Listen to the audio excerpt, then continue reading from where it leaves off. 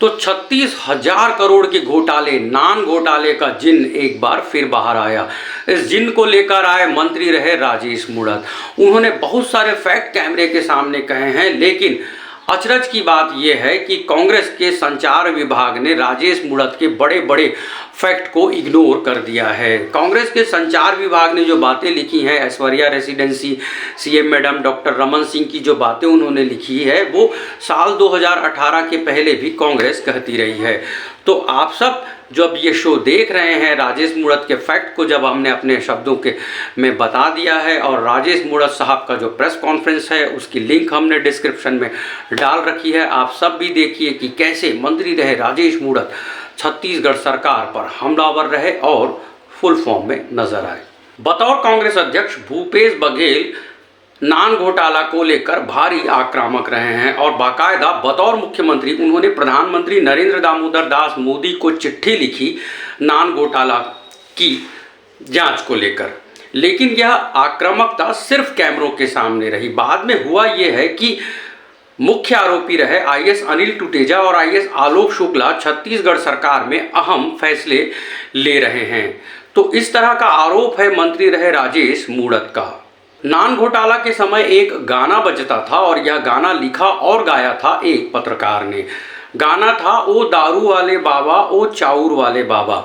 राजनीति के जानकार यह बताते हैं कि इस गाने ने ही कांग्रेस को जमकर बढ़त दी। इस गाने ने यह एस्टैब्लिश किया कि डॉक्टर रमन सिंह का जो कार्यकाल है, डॉक्टर रमन सिंह आम लोगों के चावल में घोटाला कर रहे हैं और आम लोगों में दारू बेचकर भारी मुनाफा कमा रहे हैं। छत्तीसगढ़ सरकार मुनाफा कमा रही है। एक पत्रकार के लिखे और गाने ने यह एस्टैब्लिश किया, यह मानते हैं राजनीति के जानकार। और उसके बाद ये हुआ कि बतौर प्रदेश अध्यक्ष मुख्यमंत्री भूपेश बघेल नान घोटाला को लेकर भारी आक्रामक रहे हैं। बाकायदा उन्होंने प्रधानमंत्री मोदी साहब को चिट्ठी लिखी छत्तीसगढ़ का मुख्यमंत्री बनने के बाद। तो इस तरह से आम लोगों में एक बारगी यह इमेज है कि मुख्यमंत्री भूपेश बघेल नान घोटाला की जांच को लेकर गंभीर हैं, लेकिन यह आक्रामकता सिर्फ कैमरों के सामने रही। जबकि हकीकत यह है कि मुख्य आरोपी रहे, नान घोटाला के मुख्य आरोपी रहे अनिल टुटेजा और आलोक शुक्ला छत्तीसगढ़ सरकार में अहम फैसले लेते हैं। और बाकायदा मंत्री रहे राजेश मूणत ने जब एक कल प्रेस वार्ता ली, तो उन्होंने इन दोनों अधिकारियों को भूपेश बघेल के नाक का बाल तक कह दिया, छत्तीसगढ़ सरकार के का नाक का बाल तक कह दिया। बाकायदा मंत्री रहे राजेश मूणत ने यह बताया अपनी पूरी बातचीत को। मंत्री राजेश मूणत आरोप कहने से इनकार करते रहे। उन्होंने बताया कि पब्लिक डोमेन में सोशल मीडिया में ऐसे पेपर्स हैं जो यह एस्टैब्लिश करते हैं कि छत्तीसगढ़ सरकार अधिकारियों के साथ मिलकर साजिशें रच रही हैं। बाकायदा उन्होंने IPS Kalluri, DGP DM Awasthi, IPS Kalyan Elesela और एक दो और आईपीएस का नाम लेते हुए यह कहा कि इन सब आईपीएस को लीड कर रहे हैं आईएएस अनिल टुटेजा। एक अच्छा गवर्नेंस देने के लिए ईमानदार आईएएस लोगों की ज़रूरत होगी। एक अच्छा गवर्नेंस देने के लिए ईमानदार आईपीएस की ज़रूरत होगी। यह बात राहुल गांधी भी मानेंगे। लेकिन छत्तीसगढ़ में हालात एकदम जुदा हैं। मुख्यमंत्री भूपेश बघेल के कार्यकाल में नान घोटाला के मुख्य आरोपी सर्वे सर्वा की पोजीशन में हैं। मंत्री रहे राजेश मूणत के बड़े बड़े फैक्ट पर कांग्रेस के संचार विभाग ने मीडिया को जो प्रेस नोट भेजा है उसमें एक भी लाइन नहीं लिखी है। ज़्यादातर वही लाइनें हैं जो कांग्रेस 4 साल से कहती रही है। कांग्रेस के संचार विभाग ने यह बताया कि ऐश्वर्या रेसिडेंसी का नाम था, सीएम मैडम का नाम था, मुख्यमंत्री डॉक्टर रमन सिंह का नाम था। तो इस तरह की जो बातें 2018 के पहले के जो फैक्ट हैं, उसी फैक्ट को सिर्फ दोबारा बताया कांग्रेस के संचार विभाग ने। आईपीएस जीपी सिंह जो इन दिनों जेल में है, जिसका नाम लिया है मंत्री रहे राजेश मूणत ने, वो ईओडब्ल्यू और एसीबी के हेड रहे हैं। बाद में आरिफ शेख, आईपीएस आरिफ शेख जो रायपुर के एसएसपी रहे हैं, उन्हें हेड बनाया गया। और आरिफ शेख के हेड रहने के दौरान ही आईपीएस जीपी सिंह इन दिनों जेल में हैं कई आरोपों के साथ।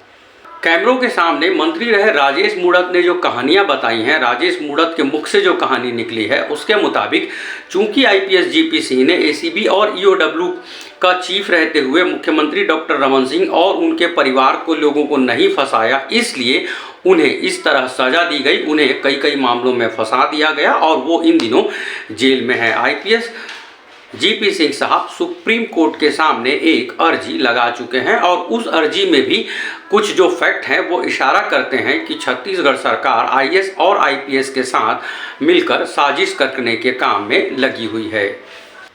नान घोटाला की डायरी में सीएम सर, सीएम मैडम और उनके रिश्तेदारों के नाम थे और जिन्होंने चिल्ला चिल्ला कर कई कई बार ये कहा कि घोटाला 36,000 करोड़ का है और इस घोटाले में सरकार के लोग शामिल हैं, मुख्यमंत्री शामिल हैं और सीएम मैडम का मतलब मुख्यमंत्री की पत्नी को जिन्होंने बताया, जिन्होंने बतौर मुख्यमंत्री प्रधानमंत्री नरेंद्र दामोदर दास मोदी को चिट्ठी लिखी, सैकड़ों आईएएस में से उन्हें सिर्फ वही 2 मुख्य आरोपी आईएएस मिले जिनके साथ काम करना उन्होंने ठीक समझा। उनका नाम है आलोक शुक्ला और अनिल टूटेजा, जिन्हें मंत्री रहे राजेश मूणत ने नाक का बाल तक कह दिया है।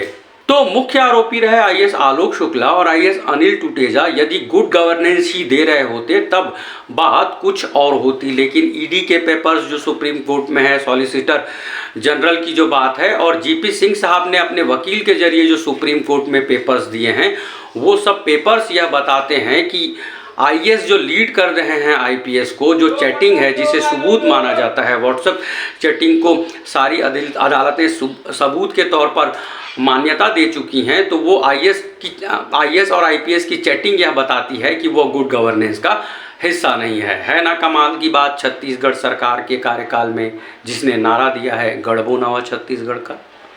साजिशें कब बेनकाब होंगी यह कहना बड़ा मुश्किल काम है।